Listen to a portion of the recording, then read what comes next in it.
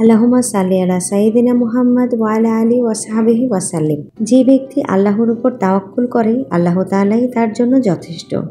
আল্লাহ তার উদ্দেশ্য পূরণ করবেনই।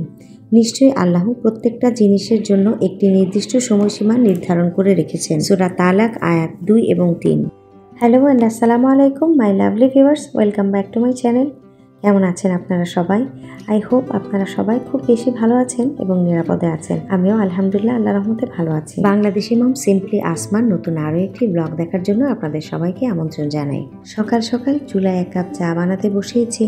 তেমন কোনো নাস্তা বানানোর প্ল্যান আজকে নেই, সাথে টুকটাক ঝাড়া মোছার কাজটাও করে নিয়েছিলাম। আজকের নাস্তা হবে একদম সাদামাটা সিম্পল।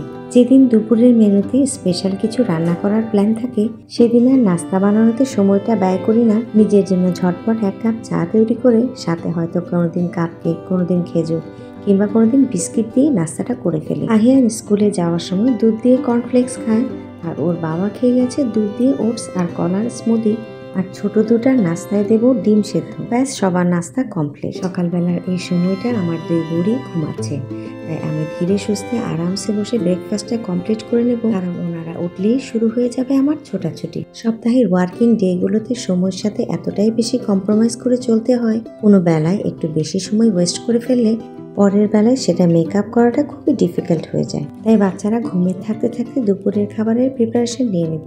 আজকে দুপুরে রান্না করব চিকেন ইয়াখনি পোলাও। তো তার জন্য 750 গ্রাম চিকেন রেগুলার কাট করে কেটে ধুয়ে পরিষ্কার করে নিয়েছি। সাথে নিয়ে নিয়েছি 6 থেকে 7 কোয়া রসুন, একটা বড় সাইজের পেঁয়াজ কুচি, 1 টুকরো আদা যেটাকে 4টা থেকে 5টা স্লাইস করে নিয়ে নিয়েছি।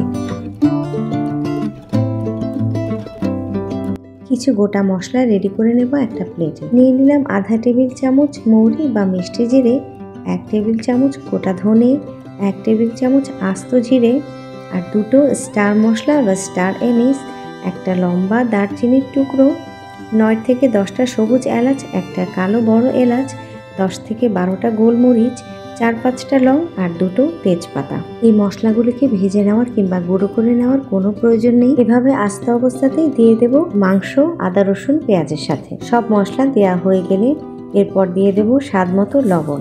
এবার পানি দেওয়ার পালা। আমি দিয়েছিলাম এখানে প্রায় 1.5 লিটারের মতো পানি। পানিটা অ্যাড করার পর সব কিছু নেড়ে চেড়ে ভালোভাবে মিশিয়ে ঢাকনা দিয়ে ঢেকে রান্না করে নেব 20 থেকে 25 মিনিটের মতো। হাতে যখন সময় কম থাকে কিন্তু মজাদারি কোনো কিছু খেতে ইচ্ছে করে তখন ঘরেই তৈরি করে নিতে পারেন এই রকমের চিকেন ইয়াখনি পোলাও। আজকের পোলাওটা তৈরি করব চিনি গুঁড়া চাল দিয়ে। 2 কাপ পরিমাণ কালো জিরে চাল ভালোভাবে ধুয়ে পানি ঝরিয়ে রেখে দিয়েছিলাম আগে থেকেই। আপনারা চাইলে বাসমতি চাল দিয়েও এই রান্নাটা করতে পারেন। এর মধ্যে চিকেনে বলক চলে এসেছে, আমি একটু নেড়ে দিলাম।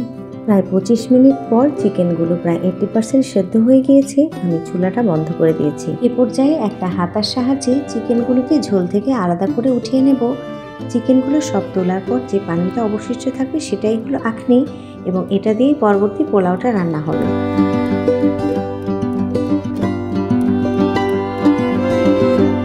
এ পর্যায়ে চিকেন রান্না করার পর যে ঝোলটা তৈরি হয়েছে সেটা একটা ছাঁকনির সাহায্যে ছেঁকে নেব অন্য একটা হাঁড়িতে। ভিডিওটা এই পর্যন্ত যারা দেখে ফেলেছেন ভালো লাগলে অবশ্যই একটি লাইক করবেন আর শেয়ার করবেন ফ্রেন্ডস অ্যান্ড ফ্যামিলির সাথে। তো এই পর্যায়ে চলে যাব রান্নার দ্বিতীয় ধাপে। চুলায় একটা হাঁড়িতে পর্যাপ্ত পরিমাণ তেল দিয়ে প্রায় 1.5 কাপ পরিমাণ পেঁয়াজ কুচি নিয়ে নিলাম। এর সাথে দিয়ে দেব কিছু আস্ত গোটা গরম মশলা, একটা তেজপাতা, 2 টুকরো দারচিনি, 3-4টা এলাচ, 3-4টা লবঙ্গ এবং গোলমরিচ। সাথে দিয়ে দিলাম 2 টেবিল চামচ আদা রসুনের পেস্ট।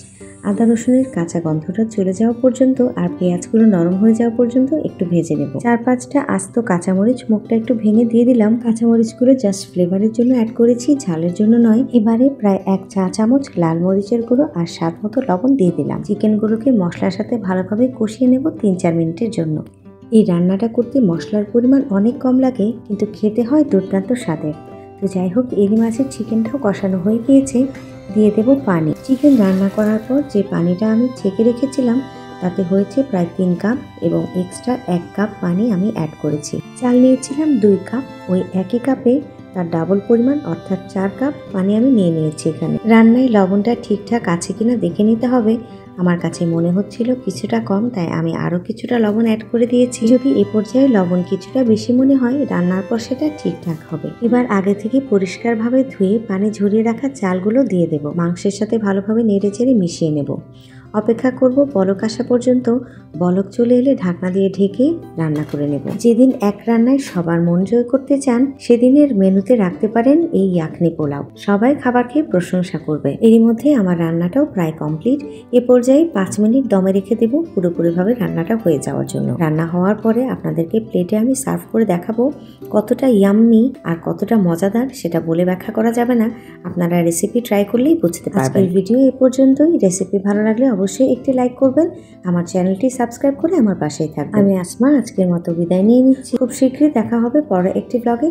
ততক্ষণ পর্যন্ত আপনারা সবাই খুব বেশি ভালো থাকবেন। আসসালামু আলাইকুম। আল্লাহ হাফিজ সবাইকে।